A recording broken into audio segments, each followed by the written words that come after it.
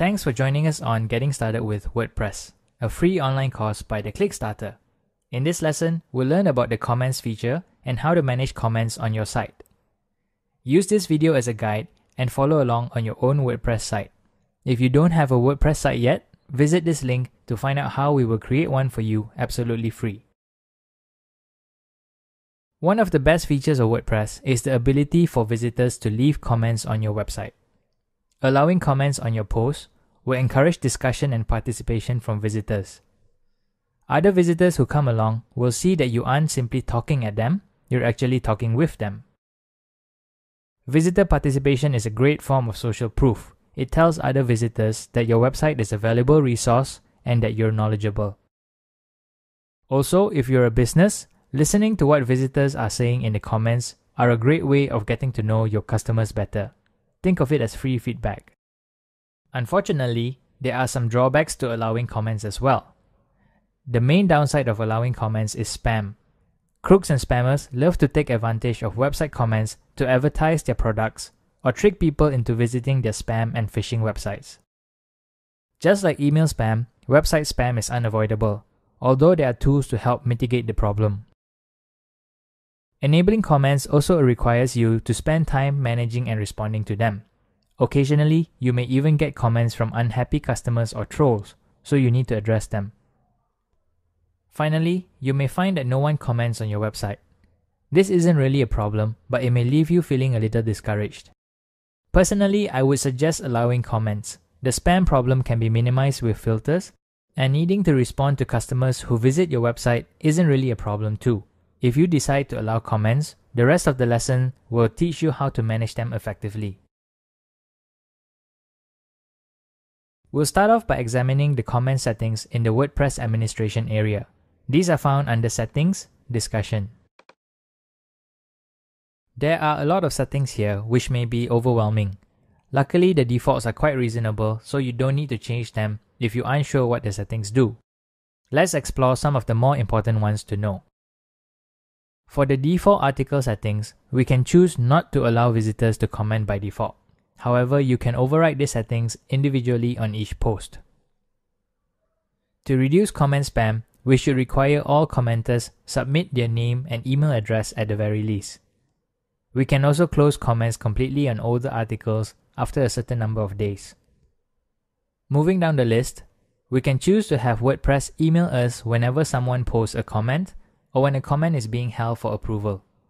Here we can control what happens before a comment appears on the site. We can choose to approve each and every comment, or allow comments to automatically be approved if they are submitted by visitors who have had comments approved previously.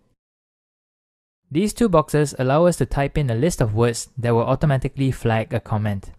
The first box will simply moderate the comment, meaning that it will require approval before it is published. The second box will immediately mark the comment as spam. This is really handy to block out profanity and obvious spam advertisements. Finally, we can choose to show avatars on our site. I'm going to skip this, but if you want to learn more, you can always refer to the contextual help at the top right of the screen. Once we've received a few comments, they will appear in the comments page in the WordPress admin. Here we can see all comments, pending, approved, spam, and deleted comments. Comments that are being held for moderation will be highlighted in yellow.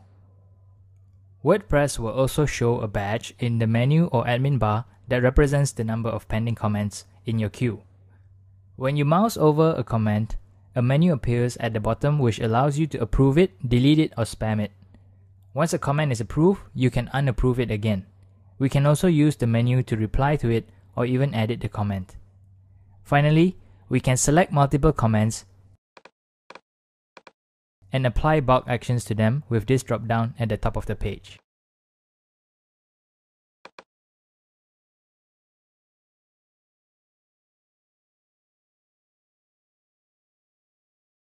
Now let's look at Akismet, WordPress's spam filtering service. WordPress comes with a plugin called Akismet.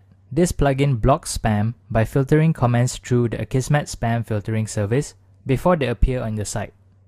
If you are getting spam on your website, Akismet will definitely reduce the time you spend managing and deleting them. Now, we get a message that tells us to enter our Akismet API key for it to work. Clicking on the link brings us to the Akismet configuration page. Here we'll find a link to sign up for an Akismet key. Clicking it brings us to the Akismet website. Start the sign up process by clicking this button. We'll then arrive at the sign up page, which directs us to choose a plan. Akismet costs a small amount each month if you want to use it for multiple sites or for a business. However, we can always just sign up for the single site and choose the free plan, and then upgrade in the future. Fill out your contact info and then click continue. You arrive at this page if you successfully completed your registration. The website tells us that it sent us an email with the Akismet key. So I'm going to log in to my email account, and here we have the email with the API key.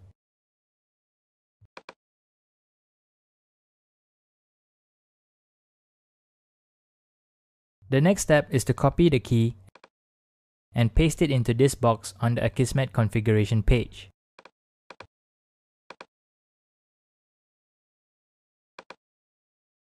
Click Update, and now the website is protected by the Akismet service. I hope you found this lesson on managing comments useful.